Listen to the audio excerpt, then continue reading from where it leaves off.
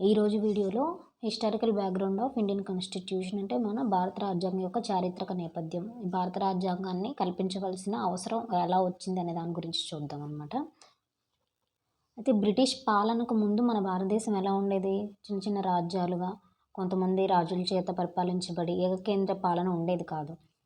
కొన్ని ప్రాంతాలు కొన్ని రాజుల చేతుల్లో ఉండేవి.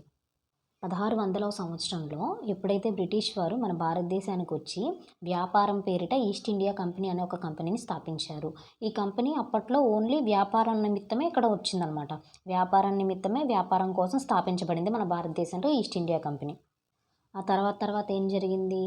ఆ వ్యాపారం కోసం వచ్చిన కంపెనీ కాస్త మన మీద అధికారం చూపించడం స్టార్ట్ చేసిందనమాట. అంటే పాలనాపరంగా మనల్ని వాళ్ళ వైపు తిప్పుకుంది. మనల్ని వాళ్ళకి బానిసలుగా మార్చడానికి ట్రై చేసింది. అప్పటి నుంచి బ్రిటిష్ పాలన అనేది మొదలైంది.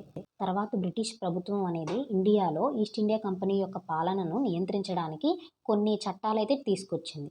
ఆ చట్టాలు ఇక్కడ 1773 regulating act, 1784 pits India act, 1798, 1813, 1833, 1853 charter acts. Next వచ్చేసి 1857 సిపాయిల తిరుగుబాటు తర్వాత 1858 గవర్నమెంట్ ఆఫ్ ఇండియా యాక్ట్ 1858 వచ్చింది. ఈ చట్టాలు అనేవి చాలా ఇంపార్టెంట్. 1773 రెగ్యులేటింగ్ యాక్ట్లో బెంగాల్ గవర్నర్ జనరల్గా మార్చారు. ఫస్ట్ గవర్నర్ జనరల్ వచ్చేసి Warren Hastings. And first supreme court అనేది మనకి 1773 రెగ్యులేటింగ్ యాక్ట్ ప్రకారం ఏర్పడింది. కలకత్తాలో ఫస్ట్ భారతదేశ సుప్రీంకోర్టు అని స్థాపించారు. నెక్స్ట్ 1787లో పిట్స్ ఇండియా యాక్ట్ అనేది ఏర్పడింది. దీనివల్ల డ్యూయల్ గవర్నమెంట్, ద్వంద్వ పాలన అనేది మన భారతదేశంలో ఏర్పడింది. అంటే కంపెనీ ప్లస్ బ్రిటిష్ ప్రభుత్వం రెండు కలిసి పాలించేవి.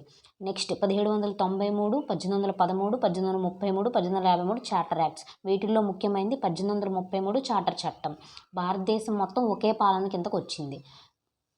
ఇప్పుడు గవర్నర్ జనరల్గా ఉన్న పోస్ట్ కాస్త గవర్నర్ జనరల్ ఆఫ్ ఇండియా అనే పోస్ట్గా ఏర్పడింది. Next first governor general of India ఎవరంటే lord William Bentinck, first governor general of India. తర్వాత ఇంపార్టెంట్ 1853 చార్టర్ చట్టం. ఈ చట్టం ద్వారా సివిల్ సర్వీసుల కోసం ఫస్ట్ టైం పోటీ పరీక్షలు, కాంపిటేటివ్ ఎగ్జామ్స్ అనేవి, అంటే ఇప్పుడు ఐఏఎస్, ఐపీఎస్ సివిల్ సర్వెంట్స్ ఉన్నారు కదా, యూపీఎస్సి, అది అనేది ఏర్పాటు చేశారు. ఇప్పుడు 1853 చార్టర్ చట్టం ద్వారా. నెక్స్ట్ ముఖ్యమైనది 1857 సిపాయిల తిరుగుబాటు. దీని గురించి చరిత్రలో చదువుకుంటాం. ఈ సిపాయిల తిరుగుబాటు తర్వాత 1858 గవర్నమెంట్ ఆఫ్ ఇండియా యాక్ట్ వచ్చిందనమాట. దీని ద్వారా కంపెనీ పాలన ముగిసింది. డైరెక్ట్గా క్రౌన్ పాలన మొదలైంది.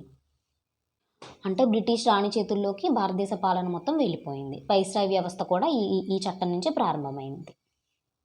ఈ చట్టాలు బాగా గుర్తుపెట్టుకోండి. పార్ట్ 2 నెక్స్ట్ వీడియోలో అప్లోడ్ చేస్తాను.